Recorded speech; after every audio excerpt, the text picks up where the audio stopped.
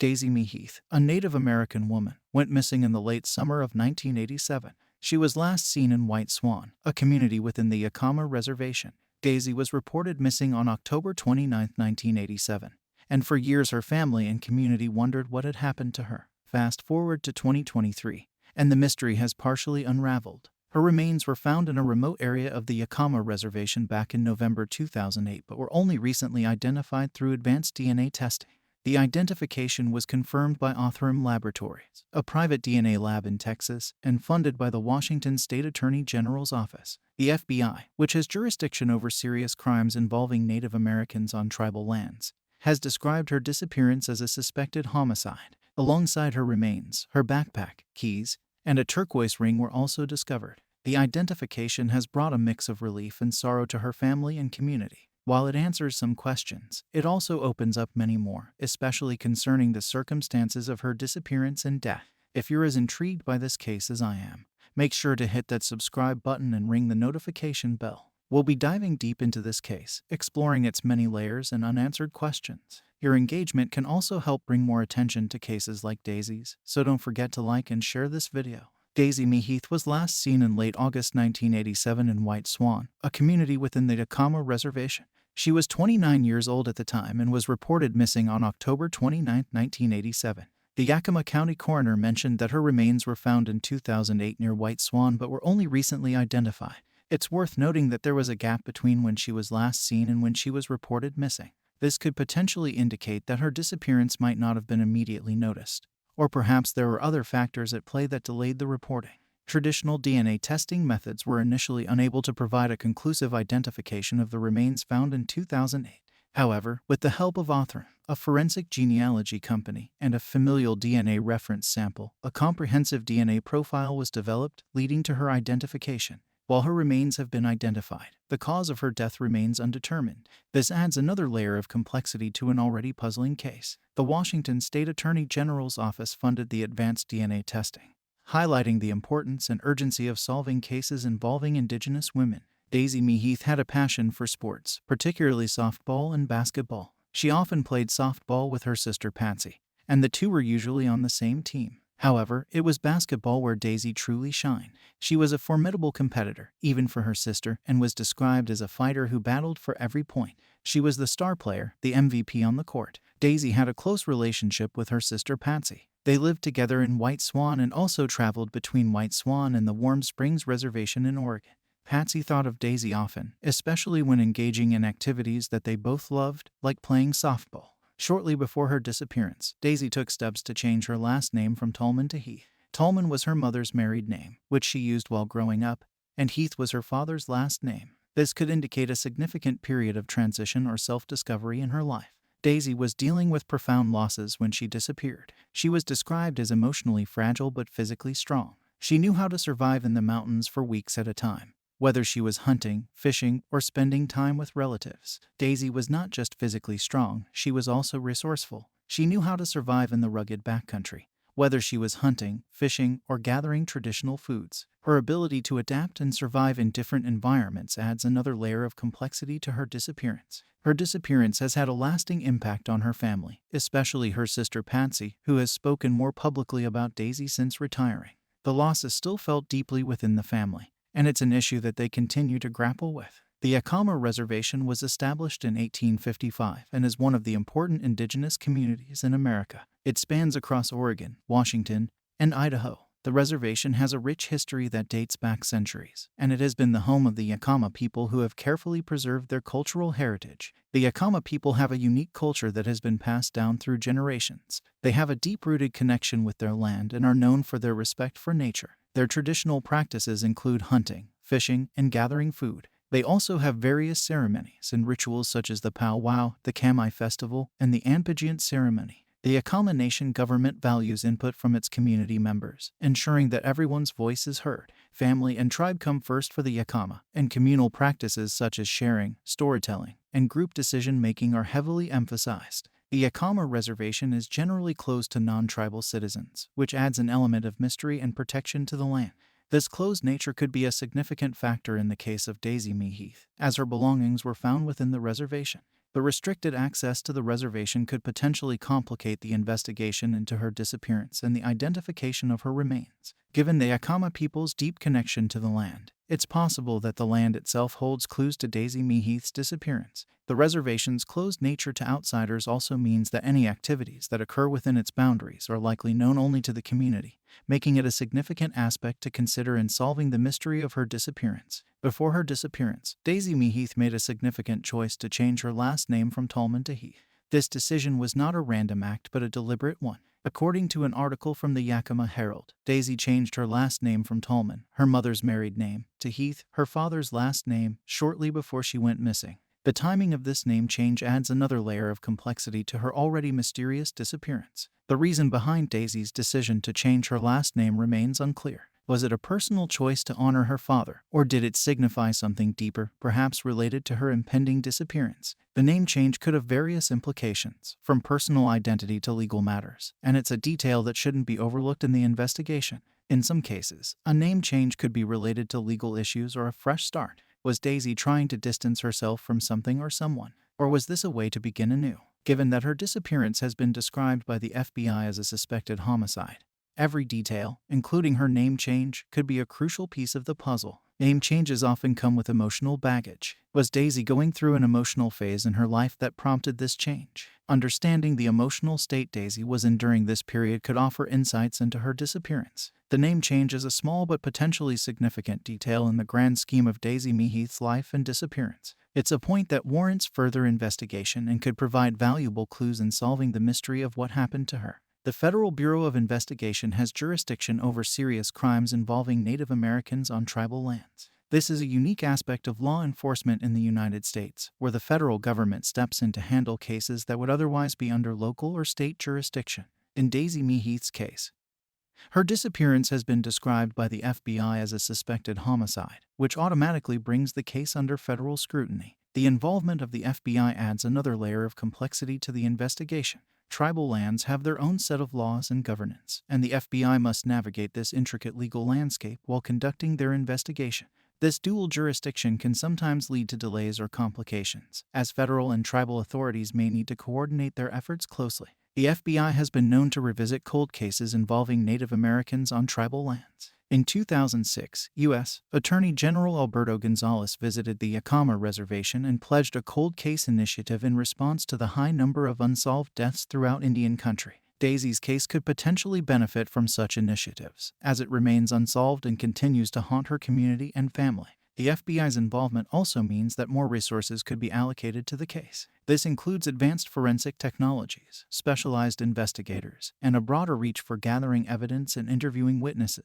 The federal involvement could be a double-edged sword, however. While it brings in more resources, it also brings in more bureaucracy, which could slow down the investigation. The FBI's role in investigations on tribal lands can sometimes be met with skepticism by the local community. Trust issues stemming from historical events could affect the community's willingness to cooperate fully with federal investigators. Understanding this dynamic is crucial for the FBI to effectively solve the case. In November 2008, human remains were found in a remote area of the Yakama Reservation, west of White Swan. At the time, the identity of the remains was unknown. It wasn't until 2023 that Yakama County Coroner Jim Curtis announced that DNA analysis confirmed the remains to be those of Daisy Mae Heath. The DNA testing was completed by Othram Laboratories, a private DNA laboratory in Texas known for identifying people whose remains have been unidentified for decades. Interestingly, the funding for the DNA testing was provided by the Washington State Attorney General's office. This highlights the collaborative efforts between state and federal agencies in solving such cases.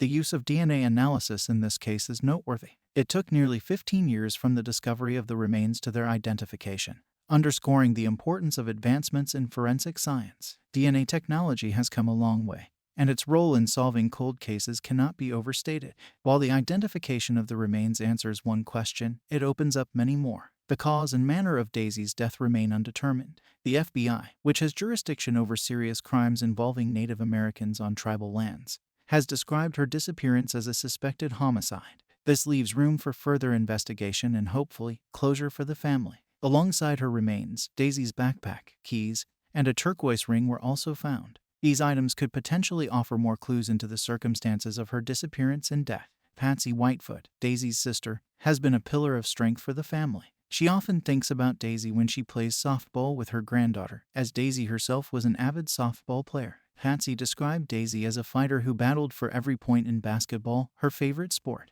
The emotional toll of Daisy's disappearance has been immense on Patsy, who had to balance her public life with the private grief and frustration she felt over her sister's case. Daisy was described as emotionally fragile at the time of her disappearance. She was dealing with profound losses, including the deaths of her infant and another family member in 1986. Her emotional state added another layer of complexity to her disappearance and had a lasting impact on her family and friends. The family has been grappling with a range of emotions, from grief and anger to frustration. Patsy mentioned that it's hard to put your hands around the issue, particularly if you're a family member. The emotional impact is not uniform. It varies even within family members. Patsy has been more vocal about Daisy since her retirement, speaking in public and organizing gatherings to remember and honor her sister. The emotional impact extends beyond the immediate family. The Yakama community has also felt the weight of Daisy's disappearance, and her case was among those that led to federal probes into the high number of unsolved deaths in Indian country. In March 2006, U.S. Attorney General Alberto Gonzales visited the Yakama Reservation and announced a cold case initiative. This was a significant move by the federal government in response to the staggeringly high number of unsolved deaths and disappearances throughout Indian country. The initiative aimed to bring justice to families and communities that had long been plagued by unsolved cases. Daisy Mae Heath's case was among those included in this federal probe. This was a significant development, as it meant that her case would receive renewed attention and resources from federal agencies.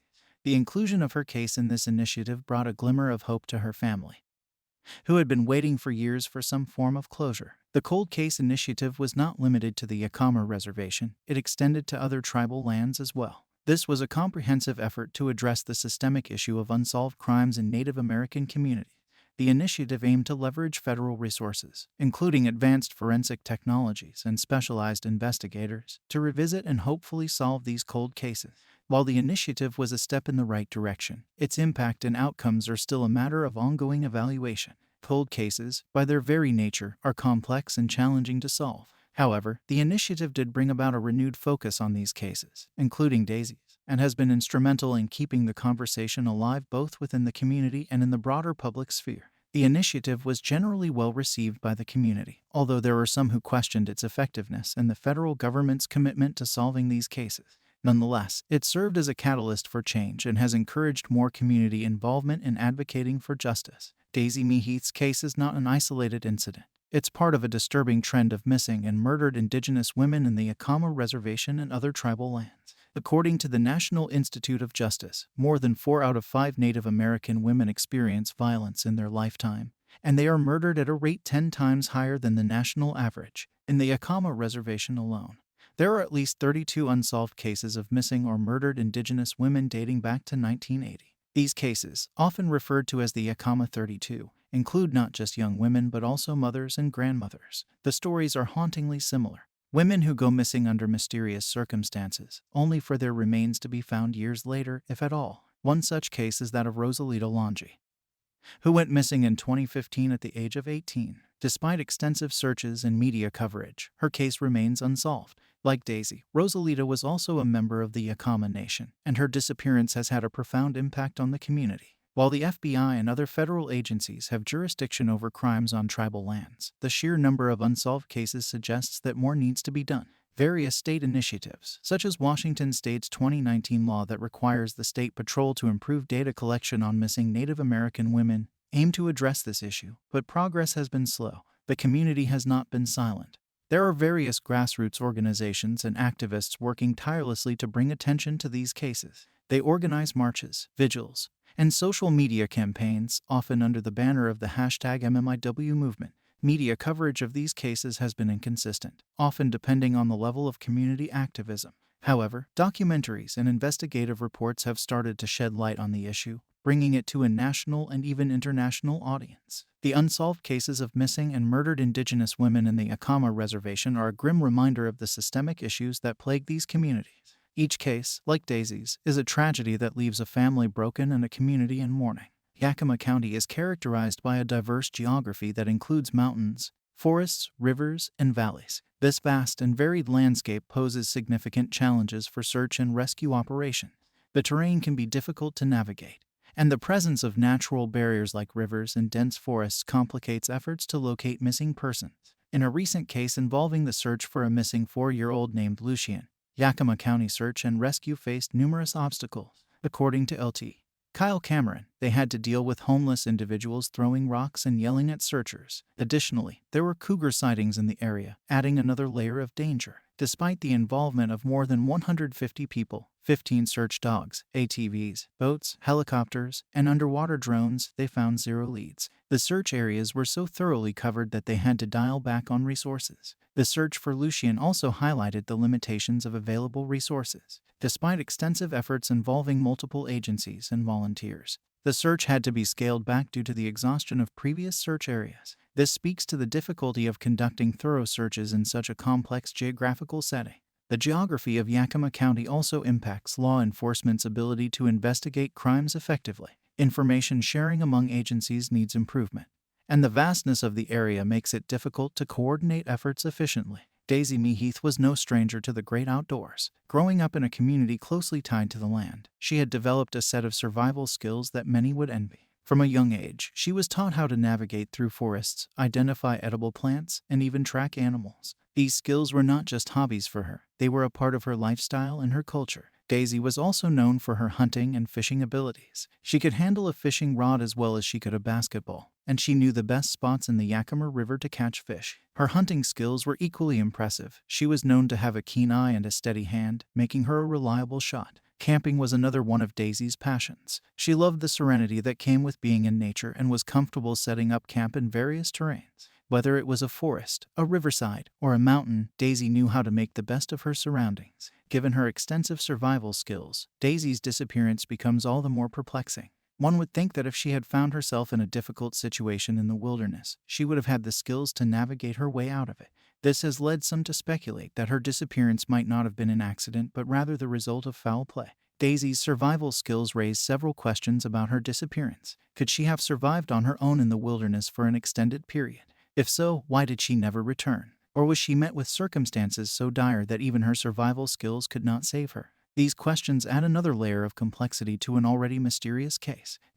From the moment Daisy Mae Heath went missing, her family has been relentless in their efforts to bring attention to her case. They have organized vigils, spoken at community events, and reached out to media outlets in a desperate plea for more focus on Daisy's disappearance. Their advocacy has been a years-long journey, fraught with emotional ups and downs but driven by a singular goal: to find Daisy and bring her home. Daisy's sister, Patsy, has been particularly vocal in her efforts to keep the case in the public eye. She has used social media platforms to share updates and pleas for information, often posting heartfelt messages on the anniversary of Daisy's disappearance. Patsy has also been involved in organizing community events aimed at raising awareness not just for Daisy's case but for the broader issue of missing and murdered Indigenous women. The family has also sought the help of local and national media to cover Daisy's story. While they have had some success in this regard, they often express frustration at the lack of sustained media attention. They feel that the story gets pushed to the background, overshadowed by other news, which hampers the investigation and the search for Daisy. The family has been in constant communication with law enforcement agencies, including the FBI.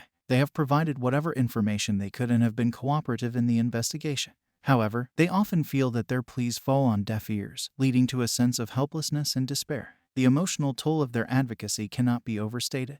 Each day without answers is a day filled with anguish and uncertainty. Yet, despite the emotional exhaustion, the family remains steadfast in their commitment to finding Daisy and getting justice for her. The family's plea for more attention to Daisy's case is a heartbreaking testament to their enduring love for her and their unwavering commitment to finding the truth, no matter how painful it may be. The identification of Daisy Mae Heath's remains in 2023 was a significant moment for the Yakama community. While it provided some form of closure, it also reopened old wounds. The news was met with a collective sigh of both relief and grief. Relief because there was finally some form of closure, and grief because it confirmed the worst fears that Daisy was no longer among them. Following the announcement, community members organized vigils and gatherings to honor Daisy's memory. These events were attended by people from various walks of life, reflecting the impact Daisy had on the community. Prayers were offered, and stories about Daisy were shared, painting a picture of a woman who was deeply loved and is sorely missed. The news also reverberated on social media platforms, where community members expressed their condolences and shared their own memories of Daisy. Hashtags like #JusticeForDaisy and #MMIW gained traction, as people from both within and outside the Yakama community joined in the conversation.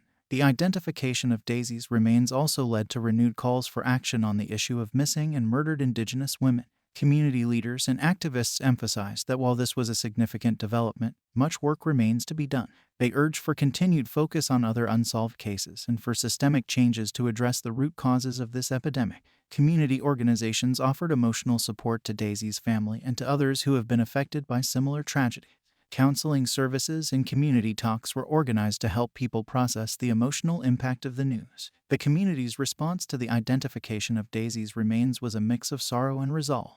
While the news brought to the surface the community's collective grief, it also strengthened their commitment to seek justice for Daisy and for all the other missing and murdered Indigenous women. DNA technology has come a long way since it was first used in a criminal investigation in 1986. Advances in DNA and genealogy research have revolutionized the way cold cases are solved. According to an article on People, hundreds of cases have been solved using these advancements, bringing justice to the families of victims. The Golden State Killer, for instance, was identified and captured in 2018 through a combination of DNA evidence and genealogical research. Application in Daisy's case. In the case of Daisy Mae Heath, the identification of her remains in 2023 was made possible through similar advancements in DNA technology. The remains, which were discovered back in 2008, were finally identified as Daisy's through a DNA match. This was a significant breakthrough in the case, providing some form of closure to her family and the community. The power of genealogical websites. One of the key advancements in DNA technology is the use of genealogical websites.